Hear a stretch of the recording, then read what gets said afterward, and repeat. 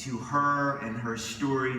And if anybody hung out with her, even this morning, Anna's just filled with stories and interesting things to talk about. So let's give a warm welcome to our newly minted Life Changer of the Year, Anna Rubio. We're going to get to know her a little bit more. Anna?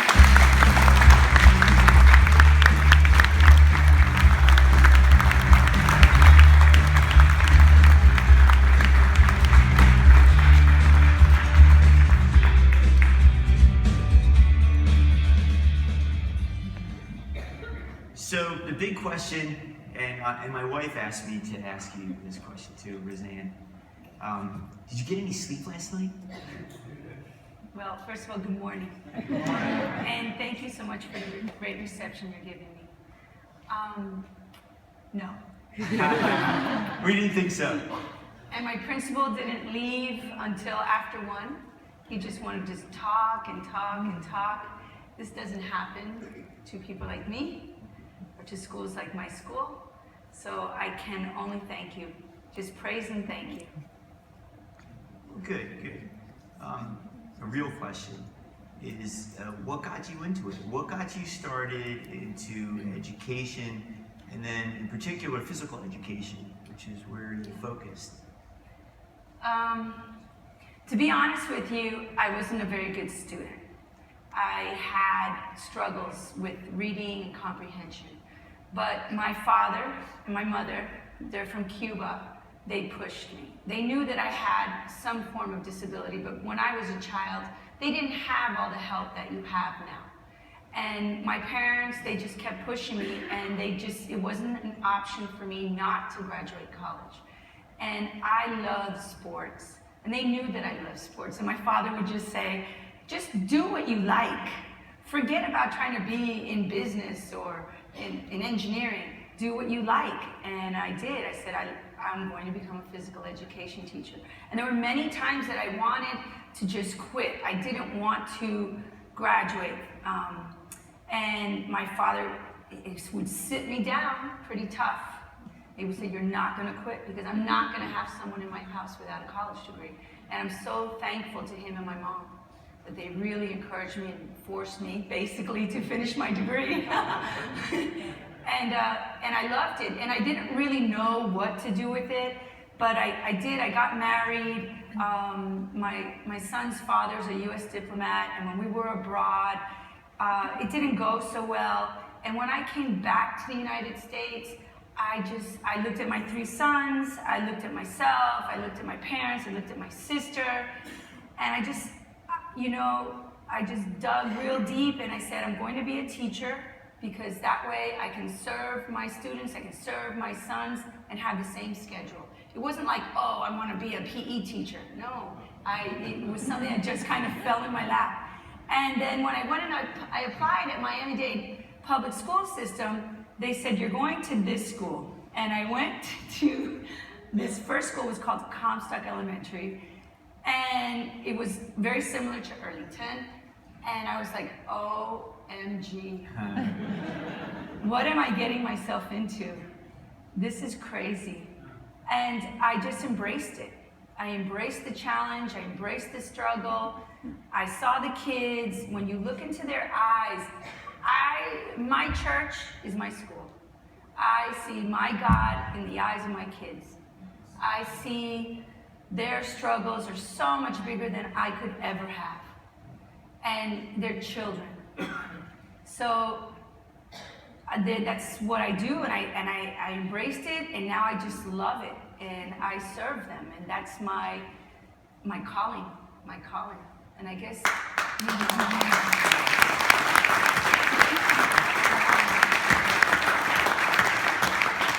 sometimes you're gonna think, oh, she's this crazy religious person. I'm not religious, but I do believe that there is a higher power, and when that higher power wants you to work, that's it.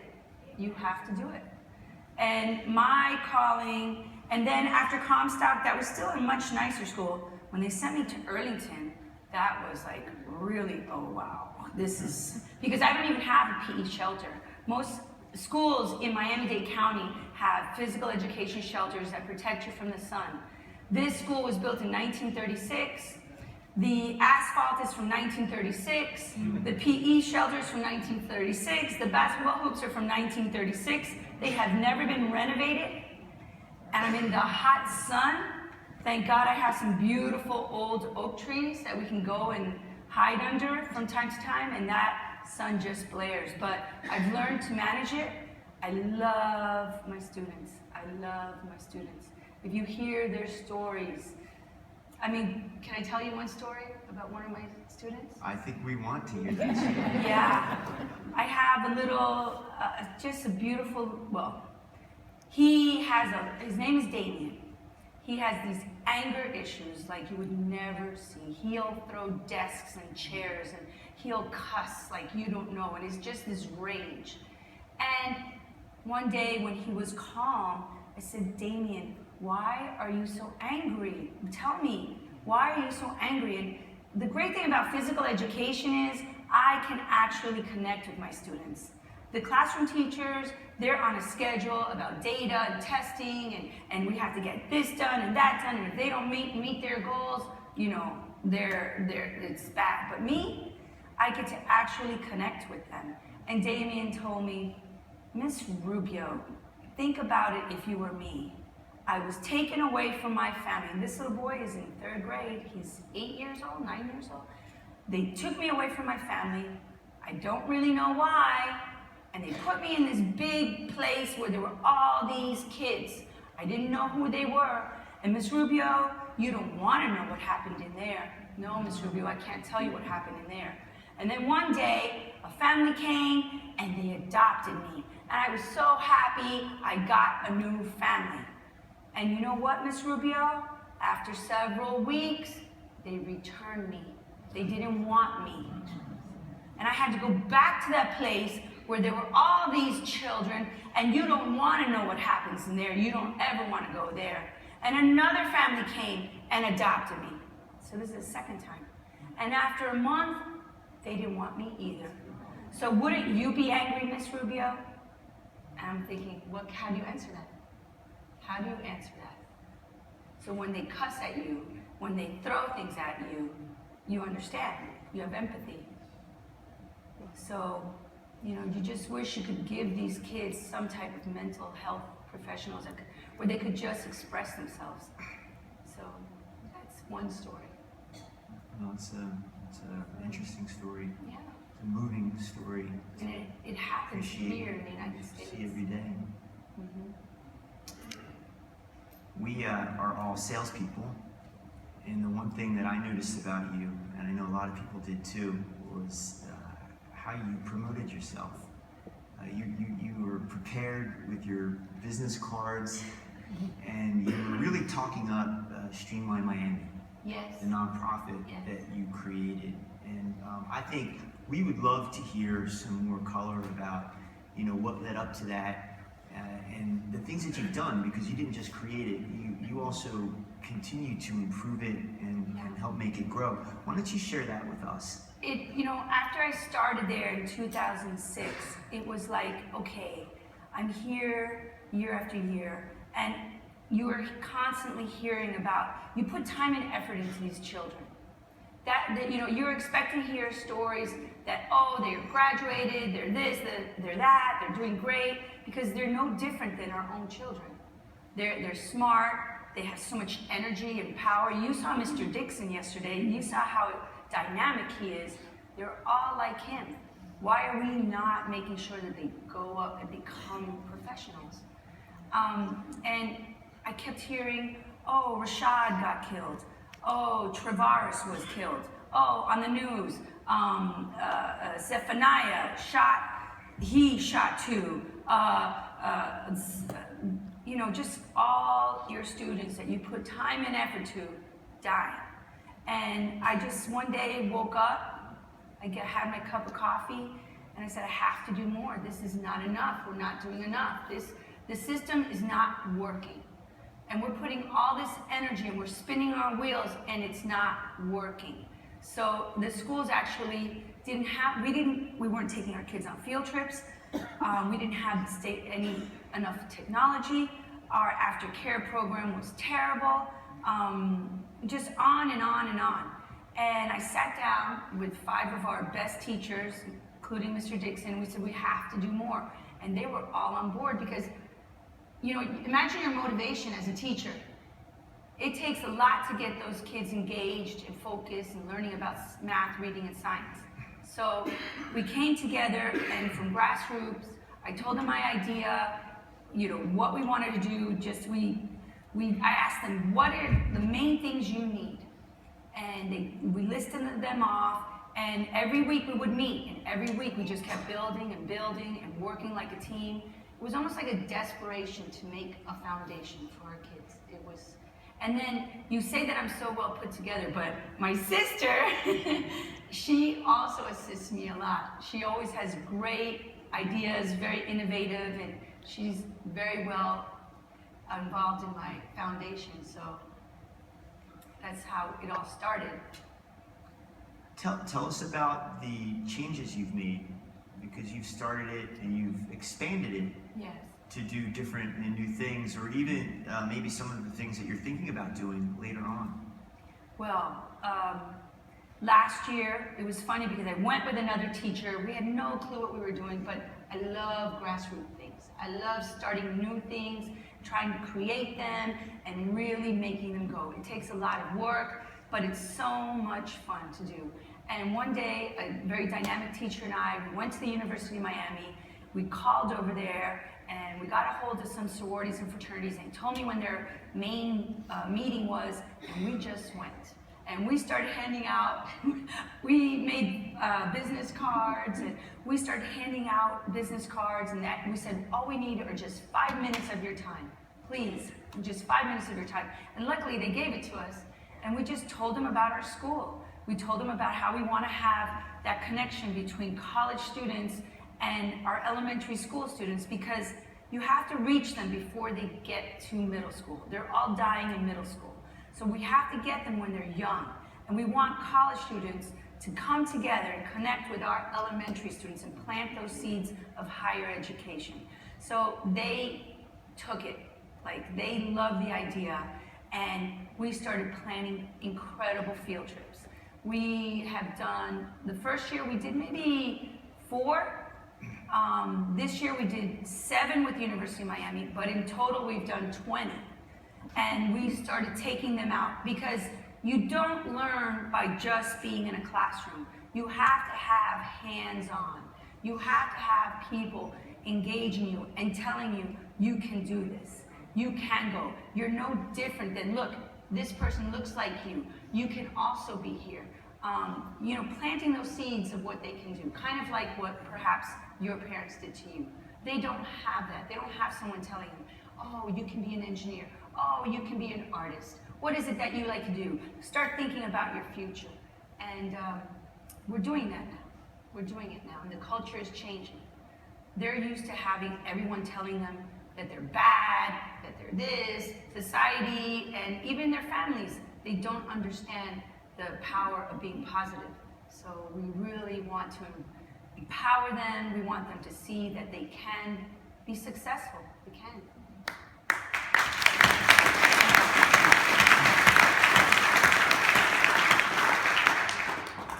A lot of people, probably all of us, had somebody or several people in their lives that are life changers, that influence the way we are today.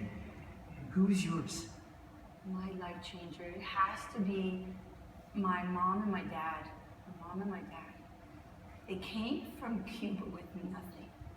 Came in 1961. Sorry. It's okay.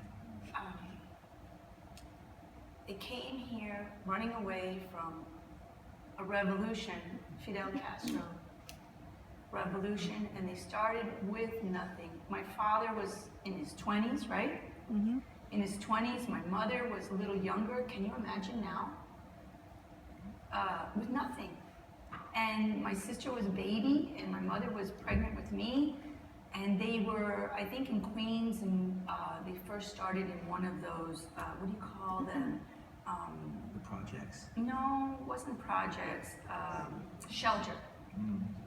A shelter, and then my mother had 4 other sisters, And my father was the only one who had a job. He actually was educated. He has a degree from Naval Academy, from U.S. Naval Academy, but he was an international student from the Naval Academy. So he had a really good education, and he was hired by Exxon right away. And he had to support all my mom's sisters and their husbands until they could get a job. And I'm just thinking to myself, my sons are 27. Would they be able to do that? Support 5 other families? My mom pregnant with a little baby, and he did it until they could all get their ground on their, on their ground. And he was just this incredibly hard worker. He would wake up at 5 in the morning, and he didn't come home until 10. And you know that he was just a faithful, hardworking man. And he did very well at Exxon. He became an executive, one of the top executives for the international division, and he just did it working hard, staying quiet, being humble. And he just really placed that upon us. No matter what struggle you have ahead of you, embrace it and move forward. Just forge through it. And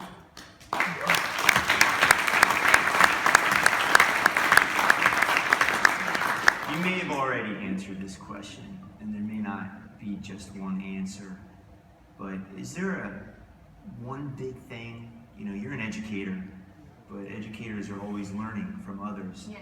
Is there one thing that stands out that you learn from your students? Oh, I learn so much more from them than I can teach them.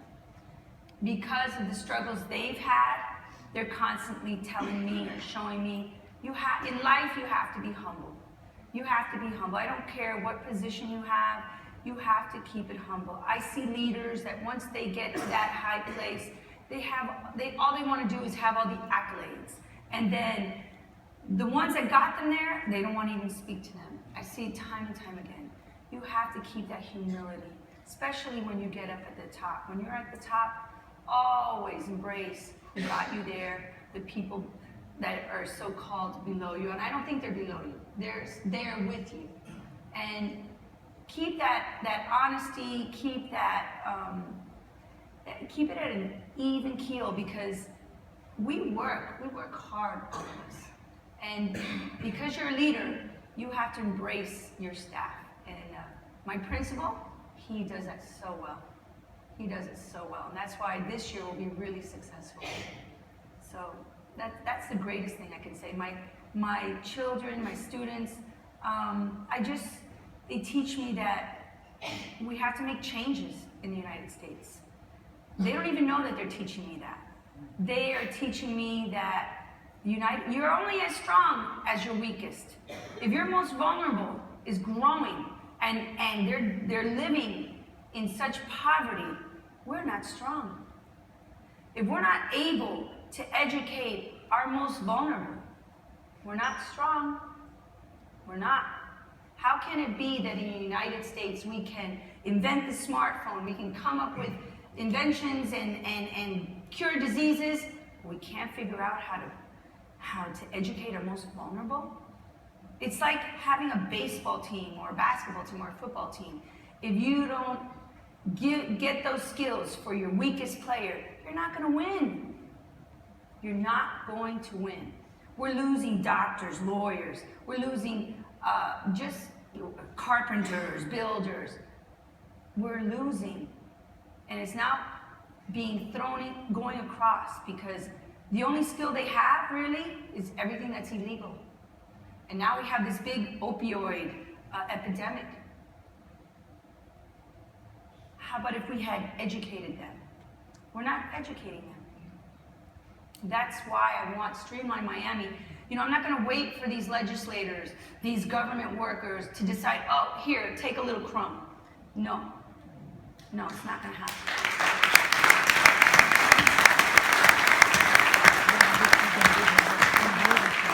We're capitalists here in the United States. We have to do better. We have to figure it out. We're not just going to accept what's happening. Well, we need more people like you to create that awareness, because even like us, hearing your story last night, hearing about, the people who don't live outside of middle school is Yeah. It's just it's a shame, it's a waste. Yeah, and I say, if you know this is happening, why aren't we giving these children in middle school trades? Why aren't we teaching them how to fix a car? Why aren't we teaching them how to paint, how to become a carpenter, how to, music, something? We're doing nothing. Nothing. You know their life expectancy is going to be short. Why aren't we developing them now? How come they can't go to work when they're 12 or 14? If you know they're only going to live to 17. Maybe if we give them a job at 12, they'll live much longer. But instead, they're running the streets. There's nothing for them to do.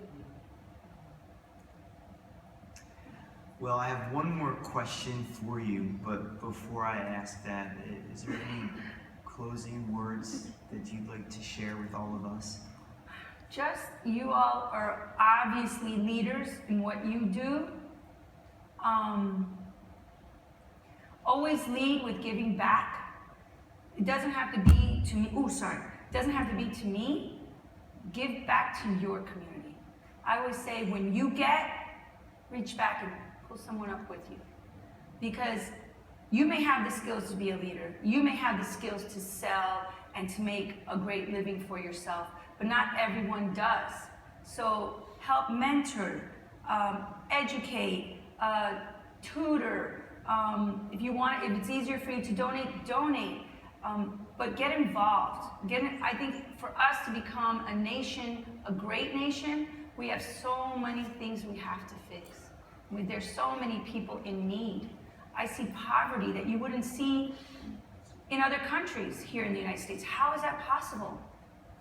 How is it possible? We have to reach back and help. And I see that you guys do that. Do-gooders, you're calling them. Congratulations, that's awesome. Because we need more of that. So my last question is, this is a whirlwind for you. Yes. What are you going to tell everybody when you get back to school on Monday? How are you going to describe this experience? Yeah. I'm not one that likes attention. And when I was asked to do this, I said, if I'm going to do it, I'm going to be just focused and try to do my best. Because really, it gave a voice to the community that I'm serving. That's the greatest thing about this award. It's not about me. It's about the voice you gave to these people who don't have a voice. They never have the opportunity. So I just thank you for that, giving us that voice. Like I said, it's not about me. I'm just a vehicle, I guess you could say. And if I can get their story out, then I'm happy. I'm happy. Thank you. Well, we need you to keep on doing that. Thank you. But Anna, thank you very much. Let's all give Anna a round of applause.